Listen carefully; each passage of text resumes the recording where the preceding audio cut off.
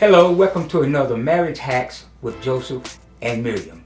And the title of today's episode is Marital Social Environment Therapy. Okay? Imagine, rather than focusing solely on solving conflicts, we transform the very atmosphere of a marriage into a nurturing, growth-oriented space. Marital social environment therapy is about changing the atmosphere in which couples interact, fostering a setting that promotes healing, connection, and resilience. What if, instead of fighting or avoiding issues, couples could reshape their marriage environment to build deeper understanding, trust? So stay with us as we go through this episode. Hello, welcome to another episode of Marriage Hacks with Joseph and Miriam, with real talk, real solutions for a healthy, thriving marriage. Our setting is a little bit different today. Instead of being at our kitchen table as we usually are, we're actually in Joe's workout music room. And all right, we're getting ready to get started with this video. Like I said, it's called Shattering the Fantasy of Marriage. Okay, and it's by, once again, Jason Gaddis. What's up? How many people are married here? There we go. And how many people are smarter than that? Exactly. You laugh because you know there's something a little off about us married people, right? I get it. I swore I'd never get married. I swore I'd never have kids. And check it out. I got 2 kids. Been married 8 years, together with my beautiful wife 12. Yep. And I get this cynicism around marriage. And I also get the magnitude and power of marriage. So for the past 2 decades, I've been helping people, thousands of people, with their relationship problems. That's what I do for a living, all day, every day. And there's one common problem that trickles to the top. And that is, after the honeymoon phase, people really get stuck. And they don't know what to do. And they really struggle. They're overwhelmed, they're underwhelmed, and they're ill-equipped for the road ahead. And why is this? Why does this happen? Well, because there's a fantasy around marriage, okay? And the fantasy says that marriage equals happiness. That's the first part of the fantasy. The second part of the fantasy is if you stay married, that somehow means you're successful. Hey, congratulations, you guys have stayed married for 20 years and you're still miserable. Good job. All right, so we're going to pause it there. So what did it say? Marriage equals happiness. And if you stay married, you must be happy. You must be happy, and you must be successful. So, what do you think, Miriam? Oh, I think there are many marriages. Well, not as often today, but many times people stay married for the children. Or they just stay married for the benefit of being married. Like that story I told y'all last week or a couple of weeks ago about the lady who had been married to her husband for many years, but they had not been together for 24 years. They had lived very separate lives. So they had been married for many, many years, but they hadn't been together for many years. Yeah, I agree. You know, a lot of people, they stay married for, various reasons. Most of the time it's for the children. And or because they're going to let each other do what the other wants to do. If the man wants to run the street, he can. Or she wants to run the street, she can, as long as they come back together. At night he's at home, or at night she's home, which I don't think is a marriage. That's a roommate, personally. Mm-hmm. There's no respect for each other or the commitment that you made there. That's right. So just because you're married does not equate to happiness. I mean, I had that fantasy going into marriage. I remember in my formative years fantasizing about the queen or my princess that I was gonna rescue one day, and that I was gonna be. I wound up rescuing him. And that I was gonna be her knight in shining armor, and that was my fantasy, that I would rescue my princess, and we would live happily ever after. And then, but once reality set in. Yeah, once reality set in, like he said, like this video says, after the honeymoon, and then real life set in, you realize, okay, this is not that fairy tale book adventure that I thought I was walking into. All right, so let's watch some more of this video. Right? I mean, we didn't learn this stuff in school. There was no intimacy class, right? Yet we expect ourselves to be good at it, and we're not. And then we beat ourselves up, and we subordinate to a fantasy of how we should be. So here's the other thing about the fantasy is it suggests that divorce equals failure and unhappiness. But we all know that's bullshit because we have friends who are divorced who are happy, right? Okay, so once and for all, I want to get this thing straight, okay?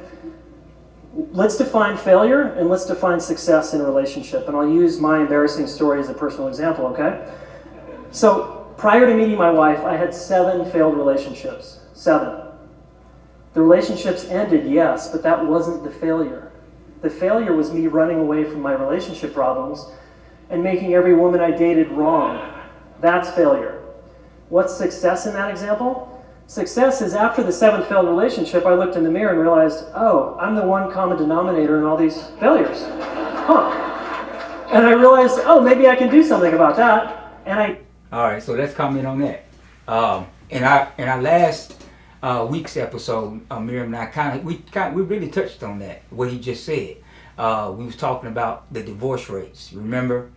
And they kept going up with each marriage. With each marriage, and we talked about, and I used my example of the scab that I had on my knee. I took it off, and then that caused the healing process to have to take all over again. And he was saying that the failure was going into each relationship with his unresolved issues, okay, and blaming that other person. But the success is when he turned around. He said, "Oh, okay. Well, I'm the issue. I'm the issue, and so I need to work on, do my part and fix whatever's going on with me." Mm-hmm. You have anything to add to that? No. I Okay. don't have anything. I did, right? So 5% of the people, in my experience, reach a fulfilling marriage over the long haul. That's inspired. Okay, they're on it, and it lasts. And what happens with those successful people? What are they doing? Well, 3 things. I want you to remember this. The first thing is they ignore the fantasy. They're done with that. The second thing they do is they are open to change and challenge. And the third thing is what's that third thing, people? Oh, they're open to learning and growing. And when they don't do that, they do this. Seriously, I see it time and time again. People that don't do those 3 things don't make it, period. And they keep their blinders on and they suffer. And it's really sad. It's really intense. Okay, let's go over these third things that he was talking about. The 3 things. Yeah, the 3 things he was talking about. He said, the first, ignore the fantasy. That's the first thing that we have to do. If we're going to fix what's going on with our marriage, first we have to ignore the fantasy. And then number 2, he said, be open to change and challenge. Okay, so we have to be open to the change and the challenge. And then number 3, open to learning and growing. Open to learning and growing. And I've talked to a lot of people. Matter of fact, I just had a conversation with a coworker yesterday, and you know how there are a lot of married couples are in the same situation that this coworker is in. You know, they get married, but their finances are separate. You know, he has his money and she has her money. You know, and they never combine their resources as far as financially. And some people can never grow past that. They will live a life Separate. for the whole marriage.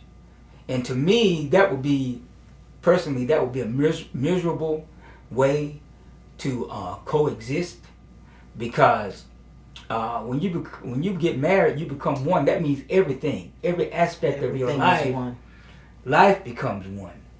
So whatever your issue is, if it's finances or if it's some other issue, when you go into that marriage, you're gonna have to go into that marriage with the idea, okay, we're gonna grow together, and we're gonna grow through things, and we're gonna grow past things, in order to make our marriage environment better. Now, when it comes to money and having your finances separate, it's like we've talked about before.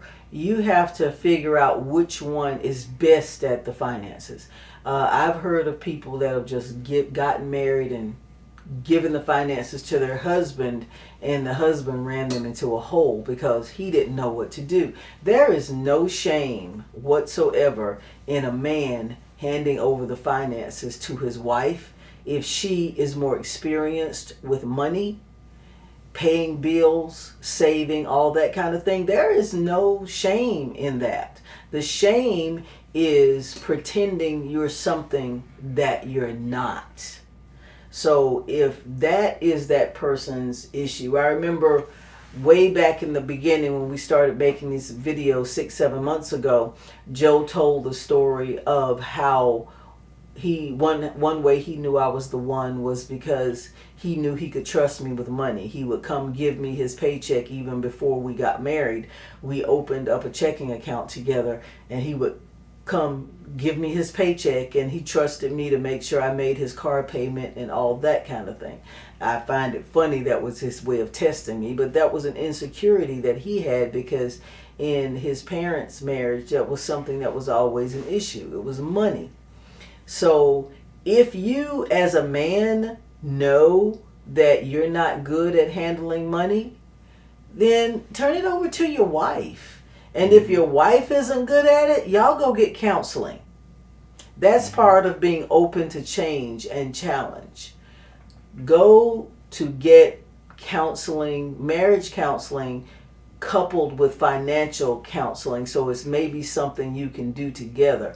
So I would wonder with your coworker Joe, was there distrust issues or if something had happened in the past?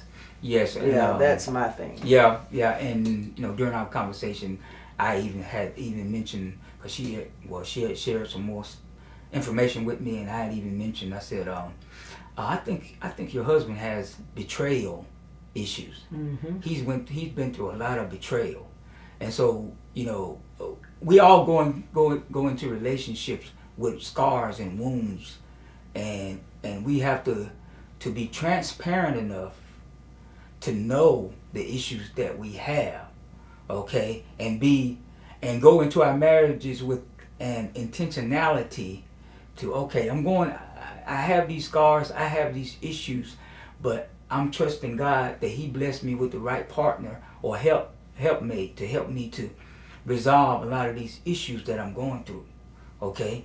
And whether we want to admit it or not, especially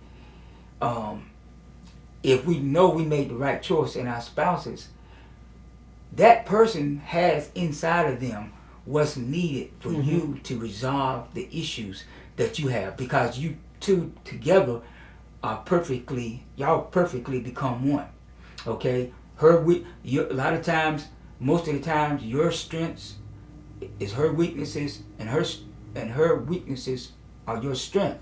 So we need to utilize the giftings that in each other, so to make our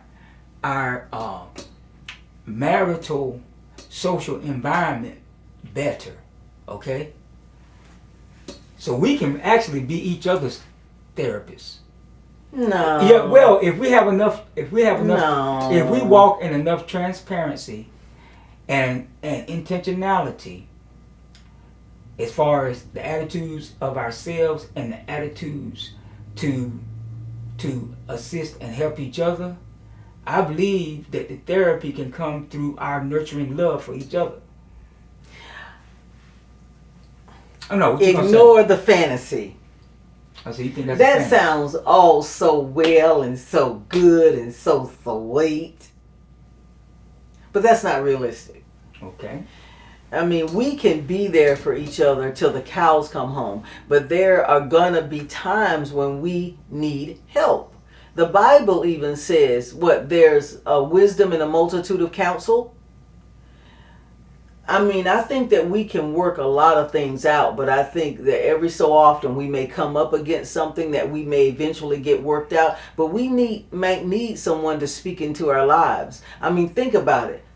That's exactly what we're doing right now. We're speaking into people's lives. Yeah, I understand that too.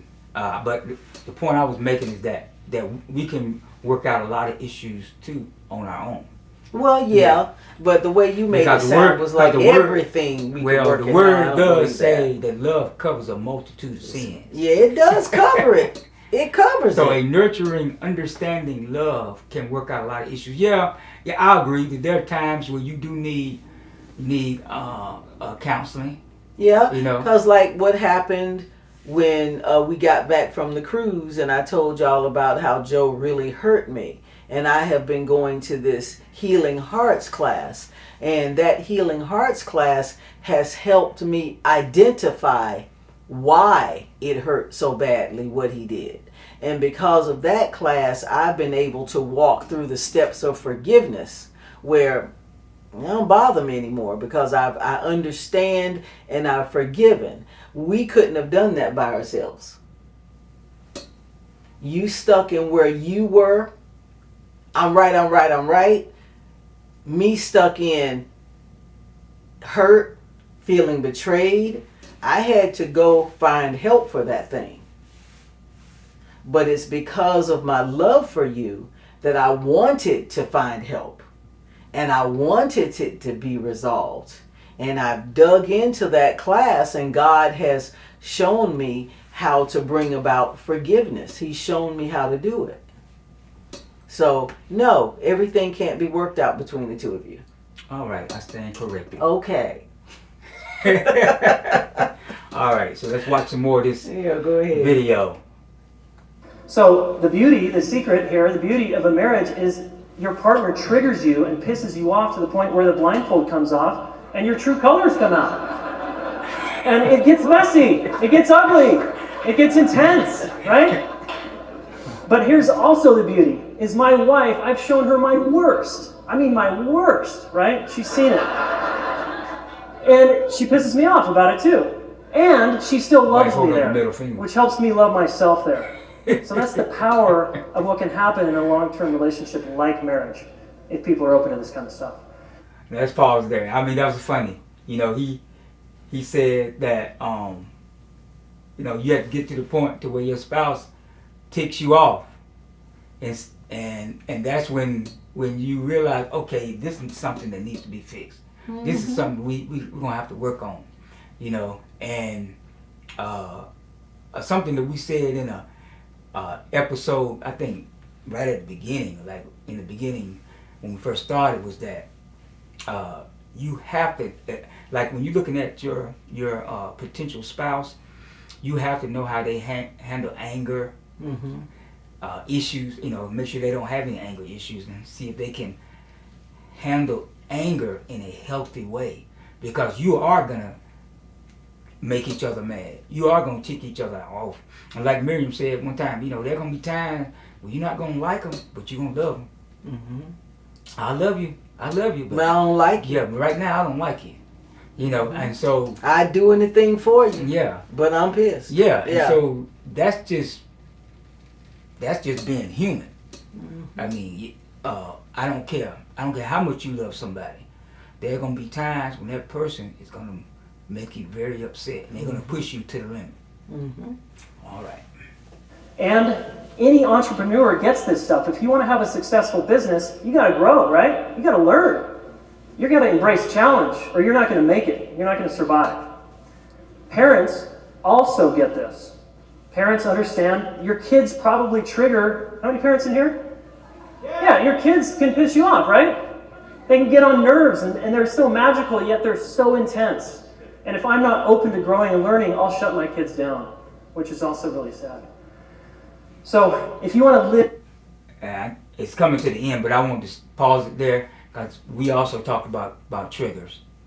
We talked about it in a couple of episodes, and we especially talked about it after the cruise when we had that issue, that was triggers set off.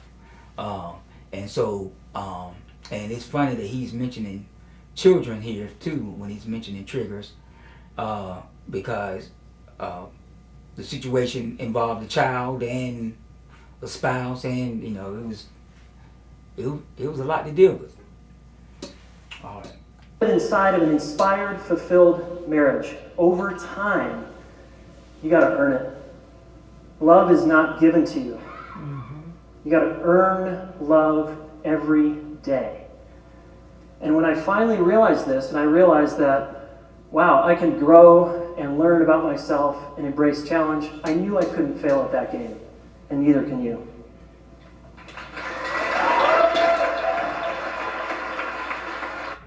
All right, so that's the end of the video, and I just felt like this would be a good video because Jason, he really touched on a lot of things that we had talked about before, and he kind of brought everything together, and it fell right in line with what I knew we were going to be talking about today.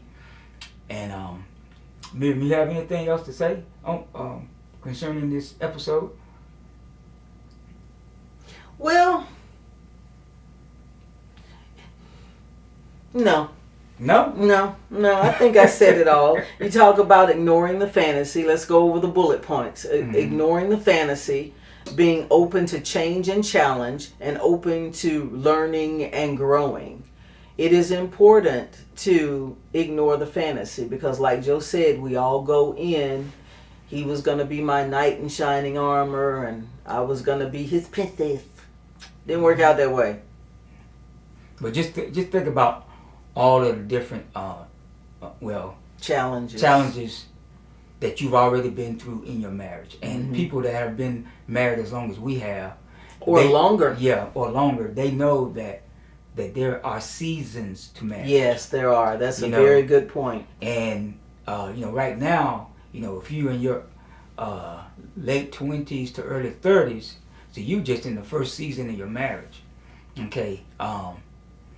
But wait until your wife has had one or more children.